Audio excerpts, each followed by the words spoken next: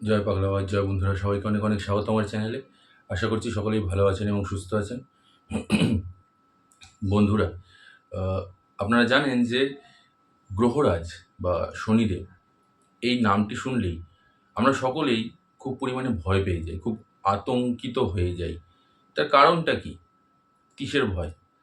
আমরা মনে মনে ভাবি যে যখনই আমাদের জীবনে সাড়ে সাতি আসছে বা ঢাইয়া লাগছে বা শনির অন্তর্দশা, মহাদশা, এই জিনিসগুলো যখন আসছে আমাদের জীবনে, তখন আমরা খুব পরিমাণে আতঙ্কিত হয়ে যাই, খুব পরিমাণে ভয় পেয়ে যাই। আমাদের মাথার মধ্যে চিন্তাটা আসে এটাই যে এইবারে কি হবে? এবার তো সব শেষ হয়ে যাবে, সব তছনছ হয়ে যাবে জীবন। কিসের জন্য এই ভয়টা? এই ভয়টার কারণটা কি? কোনো সময় ভেবে দেখেছেন ঠান্ডা মাথায়? আপনি ভয়টা পাচ্ছেন কিসের জন্য? আমরা শনিদেবের নাম শুনলেই সকলেই ভয় পাই। শনিদেব তো সাধারণত কর্মের ফল বিচার করেন। তাহলে ভয় পাওয়ার কারণটা কি? ভয়টা কিসের জন্য আসে জানেন? ভয়টা আসে এই কারণে যে কিছু মানুষজন তারা খুব পরিমাণে ভয় দেখিয়ে রেখে দিয়েছে। খুব পরিমাণে এমন কিছু তথ্য মাথার মধ্যে ঢুকিয়ে দিয়েছে, যে জিনিসগুলোকে আমরা না চাইতেও ভাবতে বাধ্য হই। কিছু কিছু মানুষ এমনভাবে ভয় দেখিয়ে দিয়েছে বা ভয় ঢুকিয়ে দিয়েছে আপনার মনের মধ্যে, যে আপনারা যখনই শনিদেবের নাম শোনেন, তখনই আপনাদের মনের মধ্যে এটাই আসে যে আমার জীবন এবার শেষ। আর আমার কিচ্ছু করার নেই। আমার সব কিছুতে বাধা বিপত্তি, সব কিছুতে সমস্যা, সব দিক থেকে আমি শেষ হয়ে যাব। কিন্তু আদৌ তাই নয়। এটা খুবই একটা খারাপ জিনিস যে আপনাদের মনের মধ্যে এই ভয়টা ঢুকে গেছে এবং ঢুকিয়ে দিয়েছে, এবং আপনারাও সেই ভয়টাকে নিয়েই বাঁচছেন। হয়তো আপনার মনের মধ্যে এই জিনিসটা আসতে পারে যে যেহেতু শনি কর্মফলদাতা, তাই আমার কোনো কর্ম খারাপ হচ্ছে, কোনো না কোনো কর্ম তো আমি খারাপ করেছি, সেটা সজ্ঞানে হোক বা সেটা অজ্ঞানে হোক, তারই ফল এবার আমি ভোগ করব এবং সেটা খুবই ভয়ঙ্কর হবে, আমার সব কিছু শেষ হয়ে যাবে। তো প্রথমত তো আমাদেরকে কর্মটাকে ঠিক করতে হবে যাতে আমাদের ফলটা ভালো পাই। কিন্তু তার থেকেও বড় বিষয় হলো এইটা যে আপনাদের মনের মধ্যে কিছু, আমি কাউকে অসম্মান করব না। তবে কিছু কিছু আ জ্যোতিষী আছেন বা অ্যাস্ট্রোলজার আছেন যারা সাধারণত ভয়ভীতি দেখিয়ে নিজেদের ব্যবসাটাকে খুব সুন্দর করে এগিয়ে নিয়ে যাচ্ছে। একটা খুবই মানে দারুণ একটা তাদের ইনকামের জায়গা। যে এই যে এই জায়গাটায় যদি আমি ভয়টা দিই, তাহলে মানুষজন আমার কাছে আসবে, তাহলে আমি তাদের কাছ থেকে কিছু টাকা পয়সা নিতে পারব। এই জিনিসটা খুব খারাপ জিনিস। আপনাদের ভয় পাওয়ার কোনো কারণ নেই। আমি বলছি আপনাদেরকে, আপনি আপনার কর্ম ঠিক রাখবেন, আপনি আপনার ফল ভালো পাবেন। আর কর্ম খারাপ করলে আপনারা ফল সেটাও খারাপই পাবেন। আবার যদি ভালো করেন তাহলে ভালোটা পাবেন। তো ভয় পাওয়ার কোনো কিচ্ছু কারণ নেই। হ্যাঁ, একটা জিনিস কি মাথায় রাখবেন যে ধরুন আপনার জীবনে এখন সাড়ে সাতি চলছে বা ঢাইয়া চলছে। যেমন এই সময়টাতে আপনাদের আ ব সিংহ রাশি এবং ধনু রাশি, এদের জীবনে এখন ঢাইয়া চলছে। আর কুম্ভ, মীন আর মেষ, এদের জীবনে এখন সাড়ে সাতি চলছে। তো এই যে রাশিগুলো, হ্যাঁ, এদের জীবনে কিছু সমস্যা দেখা দেবে। তার কারণটা হচ্ছে যে অতীতে তারা যা কর্ম করেছে তার ফলটাকে এই জিনিসগুলো এই সময়টাতে ভোগ করবে। আর প্রত্যেকটা মানুষের জীবনে জীবদ্দশায় দুবার করে সাড়ে সাতি লাগেই লাগে। এবার সেই সময়কালটাতে যে সবসময় খারাপই হবে তার কিন্তু কোনো মানে নেই। আপনি সেখানে ভালো ফলও কিন্তু নিতে পারেন। ভালো ফলও আপনি প্রাপ্ত করতে পারেন। হয়তো আগে আপনি কোনো খারাপ করেছেন, কিন্তু এই সময়টা যদি আপনি ভালো কাজ করেন, তাহলে এটার ফলও কিন্তু আপনার এই সাড়ে সাতি বা ঢাইয়ার সময়টাতে আপনাকে দিয়ে দেবে। আমি এরকম বহু মানুষের হাত দেখেছি বা বহু মানুষকে আমি দেখেছি যারা শনি সাড়ে সাতির কবলে পড়েছেন বা ঢাইয়ার কবলে পড়েছেন এবং তারা অপ্রত্যাশিত অর্থ লাভ করেছে। তারা যথেষ্ট ভালো পরিমাণে রয়েছে, তারা যথেষ্ট ভালোভাবে রয়েছে। তাদের জীবন আরো সুন্দর হয়েছে। আগের তুলনায় যতটা সে আগে, মানে সাড়ে সাতি বা ঢাইয়া লাগার আগে যেরকম চলছিল, সেই তুলনায় এই সময়কালটাতে আরো বেশি হয়েছে। হ্যাঁ, এবার এর সাথে, সাথে ধরুন আপনার শনির সাড়ে সাতি লেগেছে বা ঢাইয়া লেগেছে। এবার এর সাথে, সাথে শনির অন্তর্দশা বা মহাদশা লেগেছে। সেক্ষেত্রে একটুখানি আপনাদেরকে সাবধান হতে হবে। তার কারণটা হচ্ছে এই যে অন্তর্দশা বা মহাদশা, এই সময়টা যখন চলবে, এই সময়কালটাতে আপনাদেরকে কিছু কিছু obstacle বা কিছু কিছু hurdles গুলো আপনাকে ফেস করতে হবে। যেরকম আপনার কর্মক্ষেত্রে কিছুটা চ্যালেঞ্জ এনে দেবে। কর্মের জায়গাটা আপনাকে প্রচুর পরিমাণে চাপ বৃদ্ধি করবে। আপনার গোপন শত্রু কিছুটা বৃদ্ধি পাবে যে আপনার নামে সমালোচনা, নিন্দা করবে। আপনার জায়গাটা, সেখান থেকে হয়তো আপনাকে টার্মিনেট হতে হলো বা আপনাকে কাজ ছেড়ে দিতে হলো। ব্যবসায় হয়তো সেরকম উন্নতি আপনি দেখতে পাচ্ছেন না। শিক্ষার ক্ষেত্রে আপনাদের বাধা বিপত্তি আসতে পারে। পরিবারের মধ্যে ঝামেলা ঝঞ্ঝাট অশান্তি, স্বামী স্ত্রীর মধ্যে ঝামেলা ঝঞ্ঝাট অশান্তি, সন্তান আপনার কথা শুনবে না। এই জিনিসগুলো আয়ের দিক থেকে আপনার কিছুটা ডাউন হয়ে যাবে। টাকা পয়সা আপনার কাছে সেরকমভাবে থাকবে না। আপনি ইনকাম করবেন কিন্তু সেরকমভাবে আপনার কাছে আসবে না। এই কষ্টগুলো বা এই সমস্যাগুলো হয়তো আপনাকে কিছুটা ভোগ করতে হবে, এটা বাস্তব। কিন্তু তার মানে এই নয় যে আপনাকে সব দিক থেকে শেষ করে দেবে। গ্রহরাজ কোনোদিনও সেই জিনিসগুলো করে না। তিনি শিক্ষক, তিনি আমাদের শিক্ষা দেন। কি শিক্ষা দেন? যে আমরা অতীতে যে ভুলটা করেছি সেই ভুলটা যাতে এখন বর্তমানে না করি বা ভবিষ্যতেও না করি, এবং সেটাকে শোধরানোর একটা সুযোগ দেন। এই সুযোগটাই আমাদের সাড়ে সাতি বা ঢাইয়া হিসাবে চলে। এই সুযোগটাই আমাদের মহাদশা বা অন্তর্দশা হিসাবে চলে। আর এই সময়কালটা যে বুঝে যেতে পারবে বা এই সময়কালটাকে যে নিজেকে শক্ত সবলভাবে মানিয়ে নিয়ে এগিয়ে যেতে পারবে, সেই কিন্তু গেনার। কারণ এই সময়টা আপনার মধ্যে অলসতার বৃদ্ধি হবে। আপনি দেখবেন যে আপনার মধ্যে অলসতার বৃদ্ধি পাচ্ছে, আপনার মধ্যে আধ্যাত্মিকতাটা ধীরে ধীরে কমে যাচ্ছে। আপনি ঈশ্বরের নাম জপ করা ছেড়ে দিচ্ছেন। আপনি হঠাৎ করে কোনো খারাপ কাজের মধ্যে জড়িয়ে পড়তে পারেন। অনৈতিক কোনো কাজের মধ্যে আপনি জড়িয়ে পড়তে পারেন। আপনার মাথা কাজ করবে না, হয়তো বুদ্ধি কাজ করছে না। একটা কথা আছে না, বিনাশকালে বুদ্ধিভ্রষ্ট, তো সেই জিনিসগুলো হতে শুরু করবে। সেই জায়গাটাকে আপনাকে নিজেকে বুঝতে হবে যে এটা আমার জন্য ঠিক আর এটা আমার জন্য ভুল। আমি এই ভুল কাজগুলো করব না। কিন্তু আপনিও যদি ম্যানিপুলেট হয়ে সেই কাজগুলোই করতে থাকেন, তাহলে তো তার কর্মফল আপনাকে ভোগ করতেই হবে।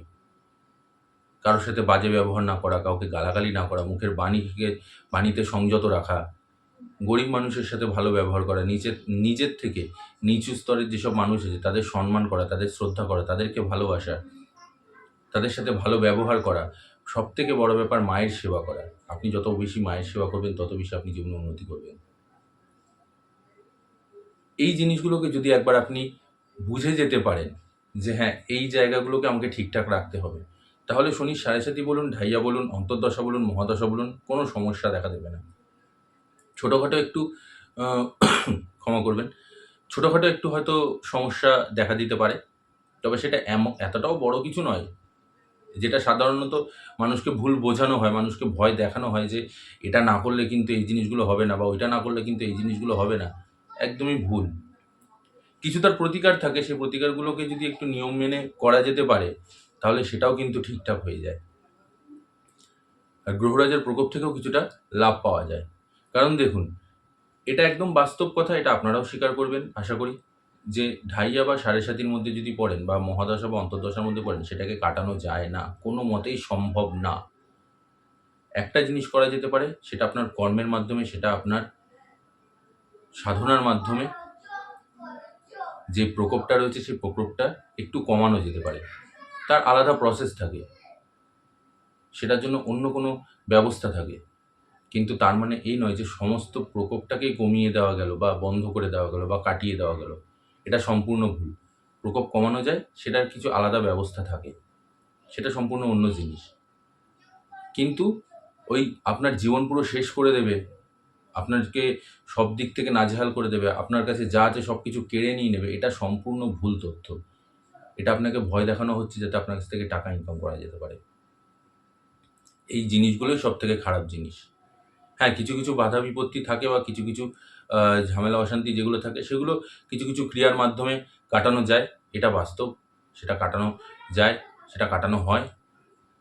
কিন্তু ওই একেবারে যে সম্পূর্ণভাবে আপনাকে যদি কেউ বলে যে গ্রহরাজের প্রকোপ থেকে আপনাকে বাঁচিয়ে দেবো, সেটা সম্পূর্ণ আপনার থেকে টাকা নেওয়ার জন্য। সেটাতে আপনার লাভের লাভ কোনো কিছু হবে না। আর এই মহাদশা বা অন্তর্দশা যখন চলবে, সেই সময়কালটাতে আপনাকে ধৈর্যবান হতে হবে। কারণ এই সময়টাই আপনার ধৈর্যের পরীক্ষা নেবে গ্রহরাজ।